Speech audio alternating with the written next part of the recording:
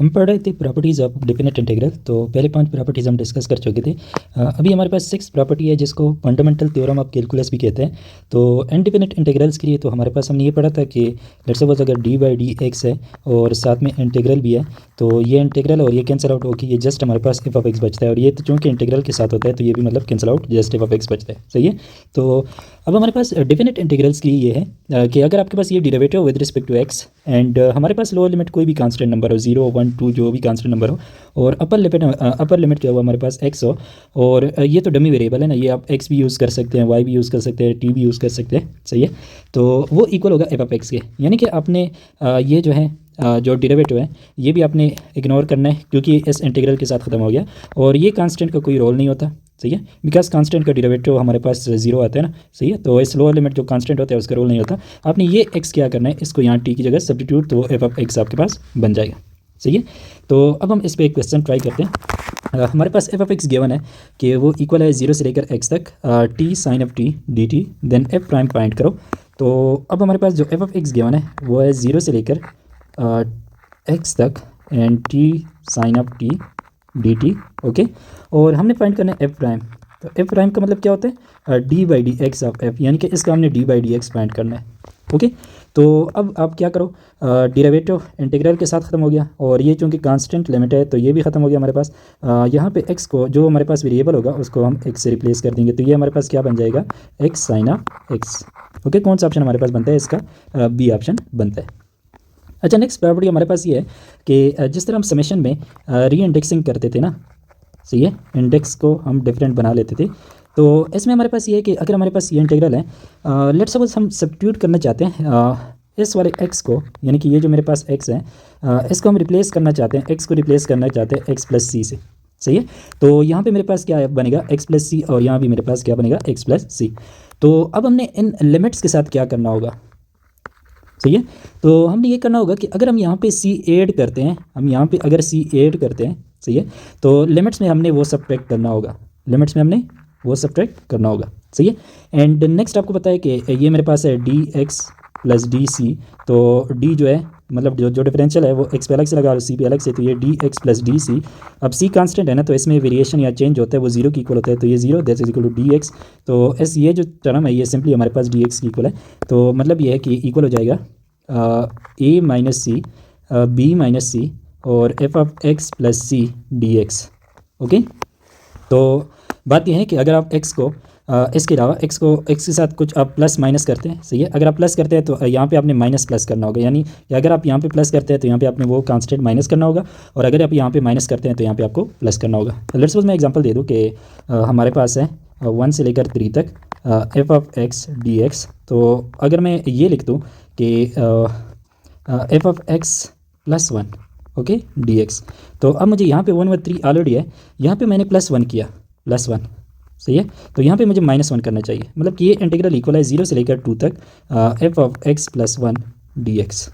सही है, ये हम इस तरह का एग्जांपल कर लेते हैं कि हमारे पास एक इंटीग्रल है जो कि 1/x plus 1 whole square plus 1 d x, और इसकी लिमिट है लेट्स सपोज वो है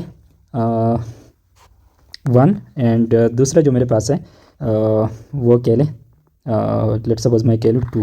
ओके, तो अब हमारे पास हमें इंटीग्रल पता है ये वाला एक्स स्क्वायर प्लस 1 वाला, कि ये इक्वल होता है डी एक्स, ये इक्वल होता है टेंजेंट इनवर्स एक्स के, ये हमें पता है ना। अब इसकी फॉर्म जो है यहाँ पे जो हमारे पास सिचुएशन है इसकी फॉर्म बिल्कुल इसी तरह की है, एक्सेप्ट यहाँ पे हमारे पास एक्स प्लस 1 है, यहाँ पे हमारे पास एक्स स्क्वायर है। तो हम क्या करेंगे कि एक्स प्लस 1 को, यानी एक्स को हम रिप्लेस करना चाहते हैं एक्स माइनस 1 से। ओके, तो हम ये कर लेते हैं, तो ये इंटीग्रल मेरे पास बन जाएगा, यहाँ पे मेरे पास 1 है, यहाँ पे 2 है 1, और यहाँ पे मैं x प्लस 1 और यहाँ मेरे पास स्क्वायर प्लस 1। मैं क्या करना चाहता हूँ, मैं करना चाहता हूँ कि यहाँ से मैं ये वाला 1 माइनस कर दूँ। सही है, मतलब x से मैंने क्या कर दिया, 1 माइनस कर दिया, ताकि ये मेरे पास ये वाला इंटीग्रल बन जाए। तो यहाँ पे मैंने माइनस कर दिया, तो यहाँ पे मैं प्लस 1 कर दूँगा और यहाँ भी मैं प्लस 1 कर दूँगा, तो ये मेरे पास इक्वल हो जाएगा 2 से लेकर 3 तक 1 डिवाइडेड बाई ये मेरे पास x square plus 1 d x, तो ये मेरे पास टेंजेंट इनवर्स ऑफ एक्स, और जो मेरे पास लिमिट है वो है 3 और 2, तो ये मेरे पास tangent inverse of 3 minus tangent inverse of 2 बन जाएगा। ओके।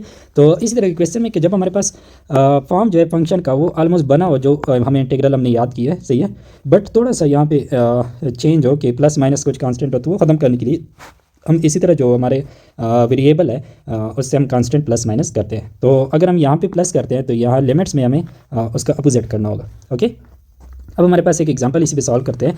तो ये हमारे पास ये इंटीग्रल हमने सॉल्व करना है। पहले तो हम इस इंटीग्रल का इनडिफिनिट इंटीग्रल ये मेरे पास है -1 से लेकर 0 तक dx और divided by x square plus 2x plus 2। अच्छा, ये जो है ना एक्स स्क्वेयर प्लस 2x, सही है। इसके साथ मुझे क्या चाहिए, 1 चाहिए, और यहाँ पे मैं -1 कर लेता हूँ, सही है, ताकि ये जो है ये होल स्क्वायर बन जाए। तो मैं ये कर लेता हूँ -1 से लेकर 0 dx, तो ये मेरे पास बनेगा x square plus 2x plus 1, मतलब कि 1 मैंने ऐड किया, और प्लस 2 -1, ये 1 जो है यहाँ पे मैंने ऐड कर दिया, यहाँ पे मैंने सब्ट्रैक्ट कर लिया, सही है। तो ये मेरे पास क्या बनता है, ये मेरे पास नेक्स्ट बन जाएगा -1 से लेकर 0 तक। अभी हमने रीइंडेक्सिंग नहीं किया, हमने ऐड भी किया और सब्ट्रैक्ट भी किया। ओके, जस्ट प्लस -1 को मैंने कर दिया। तो ये मेरे पास बन जाएगा dx डिवाइडेड बाई ये जो है ये मेरे पास x प्लस 1 होल स्क्वायर है। ओके, और 2 - 1 मेरे पास क्या बनता है, ये 1 बनता है। ओके, अब जो ऊपर हमने डिस्कस किया उसी टाइप का इंटीग्रल है। जो हमें इंटीग्रल पता है वो है, अगर हमारे पास इंटीग्रल इस टाइप का हो एक्स स्क्वायर प्लस 1 का, सही है, बट यहाँ पे मेरे पास है x प्लस 1, मतलब ये है कि यहाँ पे मुझे -1 करना चाहिए। ओके, तो यहाँ पे मुझे क्या करना होगा, यहाँ पे मुझे +1 करना होगा। तो ये मेरे पास क्या बन जाएगा, 0 से लेकर 1 तक dx डिवाइडेड बाई ये मेरे पास +1 -1 कैंसिल आउट, तो ये एक्स स्क्वायर प्लस 1 बच जाएगा। अब इसका जो हमारे पास इंटीग्रल है वो हमारे पास क्या बनता है, वो टेंजेंट इनवर्स बनता है। ओके, तो ये मेरे पास बन जाएगा टेंजेंट इनवर्स ऑफ x 1 से 0। ओके, तो अब पहले मैं इसमें 1 पुट कर लेता हूँ माइनस, फिर इसमें मैं लोअर इंडेक्स 0 पुट कर लेता हूँ। टेंजेंट इनवर्स ऑफ 1 जो होता है वो मेरे पास 45 डिग्री यानी π/4 की इक्वल होता है, और टेंजेंट ऑफ 0 जो होता है वो 0 की इक्वल। सो ये मेरे पास क्या बना, π/4। सो ऑप्शन मेरे पास यहाँ पे क्या बना, π/4, सही है। तो इसी तरह हम इसमें जो वेरिएबल है उसको हम उसके साथ कोई कांस्टेंट ऐड करते हैं या सब्ट्रैक्ट करते हैं, तो हमें लिमिट से वो उसका अपोजिट करना होगा। ओके, तो ये हमारे पास नेक्स्ट प्रॉपर्टी थी। अब हमारे पास जो 8 प्रॉपर्टी है वो ये है कि अगर किसी इंटरवल में a से लेकर b तक, यानी 0 से लेकर 1 तक या -1 से लेकर 1 तक जो भी इंटरवल हो, अगर उस इंटरवल में एक फंक्शन जो है वो दूसरे से लेस देन और इक्वल है, सही है। अगर इस पूरे इंटरवल में हमारे पास एक फंक्शन दूसरे से छोटा है, सही है, तो उसी इंटरवल पे, मतलब जो आपका ए बी इंटरवल है, तो इस इंटरवल पे अब अगर इनको इंटीग्रेट करते हैं तो वो भी आपके पास क्या होगा, इसी फंक्शन का लेस होगा देन दिस वन। ओके, जैसे कि लेट्स सपोज हमें पता है कि इस इंटरवल पे 0 से लेकर 1 तक हमारे पास जो एक्स स्क्वायर फंक्शन होता है वो x से लेस होता है, यानी कि अगर आप 0.1 का स्क्वायर कर दो, 0.1 ले लें, तो आपको पता है कि ये इससे कम होता है। अगर आप 0.5 स्क्वायर ले लें तो वो कम होता है 0.5 से। जो आपके पास 0 से लेकर 1 तक नंबर्स होते हैं इनका जो स्क्वायर होता है वो लेस होता है x से, सही है। तो यहाँ से मैं लिख सकता हूँ कि अगर मैं 0 से लेकर 1 तक इसी इंटरवल पे अगर मैं दोनों को इंटीग्रेट कर दूँ, सही है, 0 से लेकर 1 तक x dx, एक्स स्क्वायर को मैंने इंटीग्रेट कर दिया और x को मैंने इंटीग्रेट कर दिया, सही है, तो ये वाला इससे लेस होगा, सही है। तो ये हमारे पास प्रॉपर्टी है कि अगर एक फंक्शन दूसरे से लेस है पूरे इंटरवल पे, तो उस इंटरवल पे अगर हम दोनों को इंटीग्रेट करें तो जो फंक्शन लेस होगा उसका इंटीग्रल भी हमारे पास लेस होगा। ओके, अब हमारे पास नेक्स्ट टाइप है डीलिंग विद मॉडुलस फंक्शन। अगर आपके पास ए से बी तक आपने वो करना है, इंटीग्रेट करना है मॉडुलस फंक्शन को। मॉडुलस फंक्शन आपके पास लेट्स सपोज है x माइनस के, इस फॉर्म के अगर आपने इंटीग्रल सॉल्व करने हैं तो ये मैंने यहाँ पे सॉल्व करके दिया है, सही है। जस्ट आप लिखोगे कि आपके पास यहाँ पे k की वैल्यू क्या है, a की वैल्यू क्या है और b की वैल्यू क्या है, तो आपने ये फार्मूला याद करना है, half of a square plus b square minus k into a plus b plus k square. Okay, तो इसको आप किस टाइप के इंटीग्रल के लिए यूज़ करते हैं। लेट्स सपोज आपके पास अगर हो कि -1 से लेकर 2 तक आप मॉड x फाइंड करो, या आप -1 से लेकर 1 तक आप फाइंड करो x -1 dx, सही है, या आप फाइंड करो -4 से लेकर 3 तक x -2 dx, सही है। इस टाइप के जितने भी इंटीग्रल होते हैं तो इसमें जस्ट आपका जो लोअर इंडेक्स होगा उसको a की इक्वल कर दो और जो अपर इंडेक्स होगा उसको b की इक्वल कर दो, सही है, और जो आपके पास x से यहाँ जो चीज़ माइनस होगी वो उसको आप k की इक्वल कर दो, तो ये वाला फार्मूला लगा लो तो आपके पास वो इंटीग्रल सॉल्व हो जाएगा, सही है। ये आपके पास जस्ट समझ ले कि मॉडुलस फंक्शन के लिए शॉर्ट ट्रिक है। तो अब हमारे पास ये इंटीग्रल है, इसको हम सॉल्व करते हैं। इसको अगर हम इस फॉर्म में लेके कि -2 से 1 और यहाँ पे मैं x -0 लिख दूँ, क्योंकि 0 तो मैं माइनस कर सकता हूँ ना, सही है। तो अब हमारे पास जो फार्मूला हमने पढ़ा था वो ये था कि मैं ये पहले यहाँ पे वो फार्मूले वाला लिख लेता हूँ। वो ये था कि अगर हम a से लेकर b तक और x - k को इंटीग्रेट करते हैं, सही है, तो वो हमारे पास बनता है half of a square plus b square, सही है, और -k into a plus b plus k square. तो यहाँ पे आपके पास a की वैल्यू क्या है, -2 है, सो a इज इक्वल टू -2, सही है। और b की वैल्यू आपके पास क्या है 1 है, so b is equal to 1 and k की वैल्यू ये मेरे पास k है और ये मेरे पास k है, सो k की वैल्यू यहाँ पे 0 है। सही है। तो ये जो तीनों वैल्यूज़ है a b और k की, ये इस फॉर्मूले में पुट कर दो तो आपके पास क्या बन जाएगा, this will be equal to half of a square क्या बनेगा -2 का स्क्वायर 4 बनता है, प्लस बी स्क्वायर 1 का स्क्वायर 1। सही है। माइनस के इंटू मतलब 0 इंटू ए प्लस बी यानी कि -2 + 1 + 0 का स्क्वायर, तो ये दोनों टर्म तो 0 बन जाएंगे। सही है। तो ये मेरे पास बनता है 1/2 इंटू 5 जो कि इक्वल होता है 5/2 के। सो ये इंटीग्रल हमारे पास इक्वल हो गया 5/2। ओके। अब हमारे पास ये इंटीग्रल है, इसमें आप a की वैल्यू आपके पास a इज इक्वल टू 0 और b जो है वो इज इक्वल टू 2 है, और जो आपके पास k की वैल्यू है k is equal to 1। Okay. तो अब आप ये फार्मूला अप्लाई कर लो, half of a square plus b square minus k into a plus b plus k square. सही है। तो यहाँ पे a b और k की वैल्यू पुट करो, a है हमारे पास 0 सो 0 का स्क्वायर, प्लस b है हमारे पास 2 सो 2 का स्क्वायर, माइनस k की वैल्यू 1 है और a की वैल्यू 0 b की वैल्यू 2 और प्लस k स्क्वायर है, तो मेरे पास क्या बन जाएगा 1 का स्क्वायर। सो ये मेरे पास 1, 0 का स्क्वायर 0, 2 का स्क्वायर 4 और -1 इंटू 0 + 2 क्या बनता है 2 बनता है, +1। सो ये मेरे पास 1/2 into 4 -2 + 1, so this is 2 -2 + 1, 2 into cancel, so मेरे पास ये इंटीग्रल किसकी इक्वल बना 1 की इक्वल बन गया। सही है।